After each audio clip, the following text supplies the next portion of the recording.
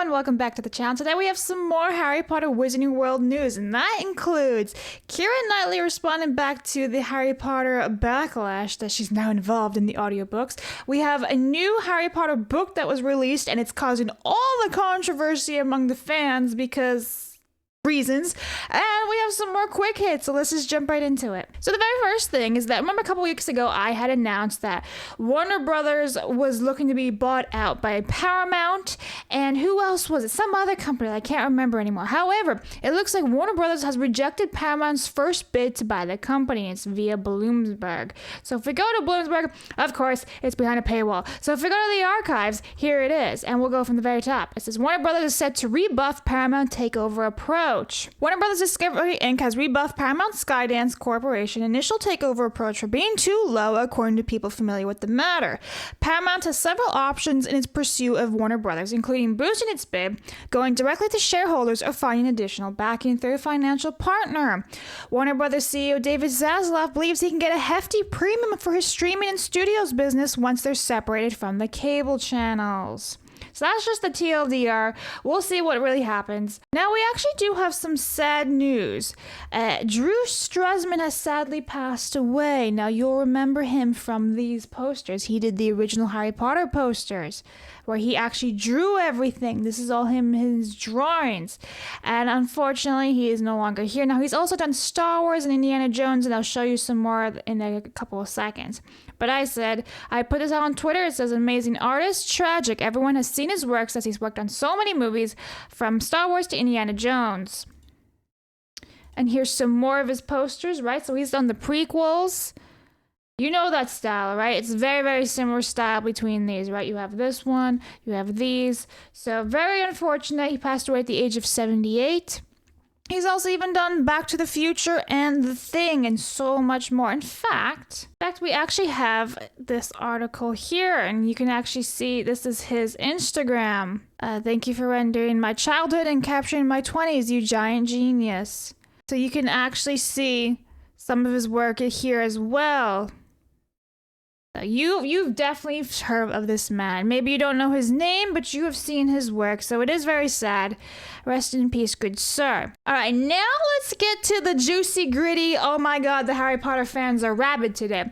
So, if you guys remember, the Harry Potter interactive illustrated books were always done by Mina Lima. In fact, I have a video on the channel talking about it. It's the Harry Potter Sorcerer's Stone, Chamber of Secrets, and Prison of Azkaban. Now in the UK and everywhere else in the world, Sorcerer's Stone is Philosopher's Stone, right? So what happened was, around this time last year, if I'm not mistaken, or early this year, Mina Lima announced that they would not be continuing the series and would be stopping after Prison of Azkaban was published.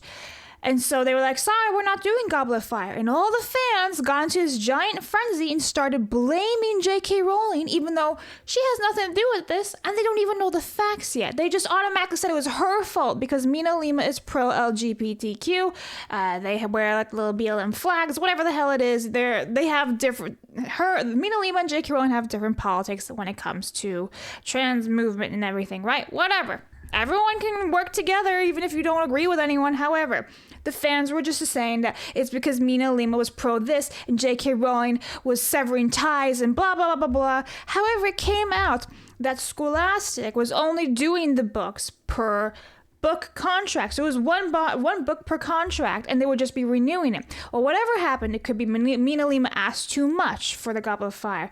Scholastic was like, we can't afford to do this. We need to save money and cut back. So whatever the case was, Mina Lima and Scholastic were no longer working together on an interactive series. And what happened was, as you can see from this photo, Carl James Mountford was now hired to continue the series with Goblet of Fire and on.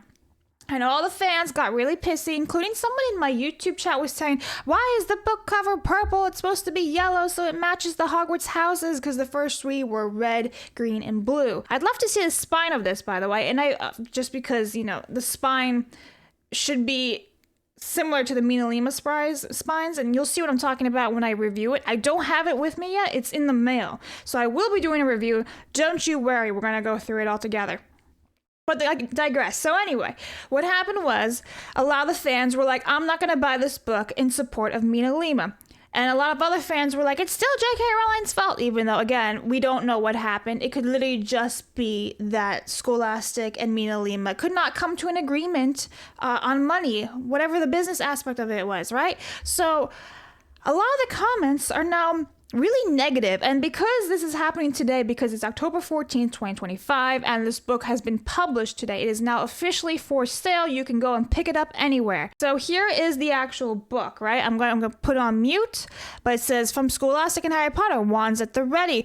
Harry Potter and the Goblet of Fire is now in a spellbinding edition featuring over 150 gorgeous full-color illustrations and fun interactive elements. Experience Triwizard Tournament like never before and pick up a copy today at our link in bio. Now it looks gorgeous, right? I'm not gonna criticize. I think it looks fantastic. Am I disappointed that Mina Lima is not continuing the series? Absolutely. I would love a full Mina Lima collection, and it's not the first time Harry Potter fans can't get a complete collection from one illustrator, aka Jim Kay, right? He was the illustrator of the illustrated books, the really big ones, right? And Jim Kay is no longer going to be doing the books after Order of the Phoenix. So now somebody else is coming in to do that. So I understand the frustration with the fans and the collectors, right? That's 2 series that are incomplete in the last 5 years or so. Not to mention Scholastic has a great time not finishing series. Looking at you, leather-bound collector's editions. You only did the first 2 and then that was it.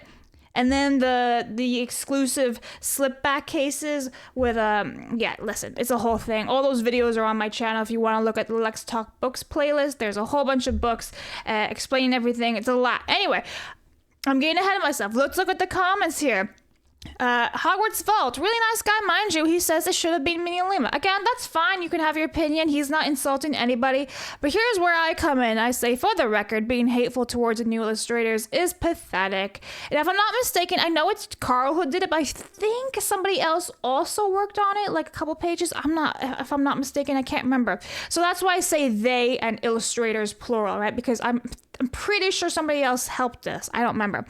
They just took a job. If you want to be mad at Scholastic for not renewing Mina Lima's contract. And in fact, here is Carl right now. He's the illustrator of the book, and he put a little heart.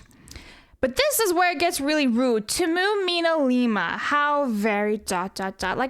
Why are you like that? He has to somewhat mimic the illustrations of the original series of Mina Lima because it's a continuation of those, right? So the art has to be very similar, and that's what he was hired to do. So calling it Timu Mina Lima, I don't know, I feel like these are pretty insulting. Hashtag Mina Lima back. You can argue about whose illustrations are better, but in this book, most pages without big ones look pretty plain and boring. Mina Lima's books felt complete and exciting to flip through. While this one just feels more like the illustrations are scattered and chaotically Team Mina Lima. The drop in quality compared to the Mina Lima set is crazy. Now this could very well be true, or they could just be incredibly biased. Again, I'm gonna go and review this book and see how it looks myself.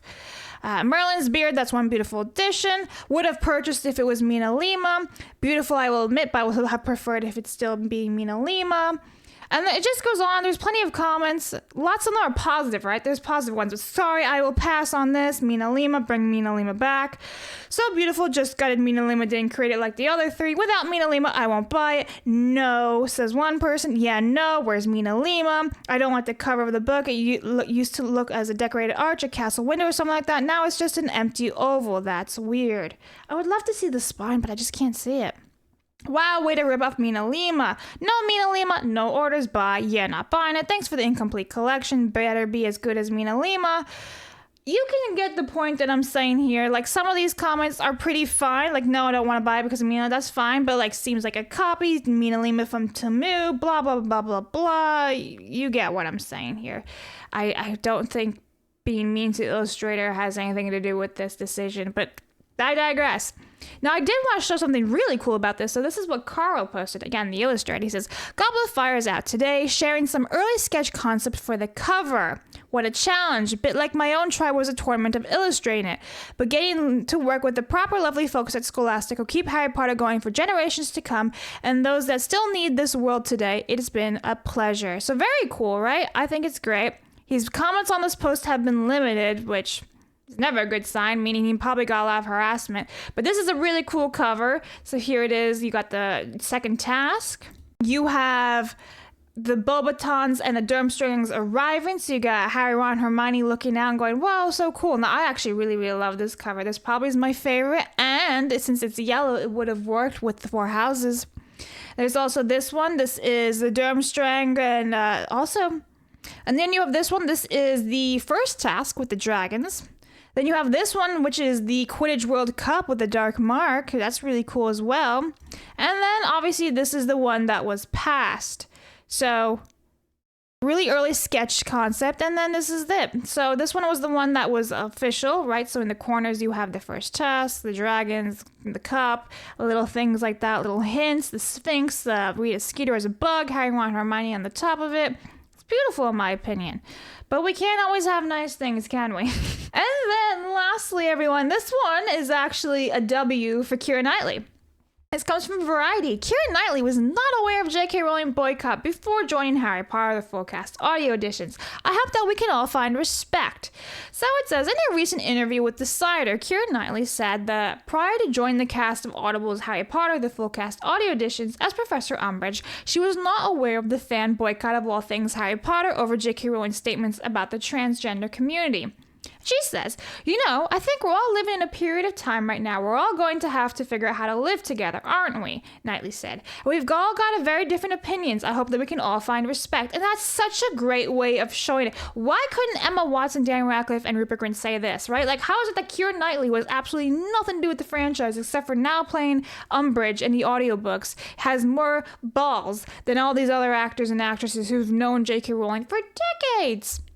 Anyway, it just goes on and talks about Emma Watson being a moron. And if you want to check that video out, it's a 3-hour live stream that I did in my YouTube channel where we just listen to Emma Watson go, and I have words to say without meaning. Anyway, that's the rest of the article. We don't have to read it. Just watch the interview instead and, make a drinking game out of it because it's just that bad. All right, everybody, that concludes today's Wizarding World News Roundup. It's a lot today, so enjoy. And if you're new here, please consider subscribing. I cover all things Wizarding World News, including HBO show and a lot of collecting items. All right, thanks for watching. Bye.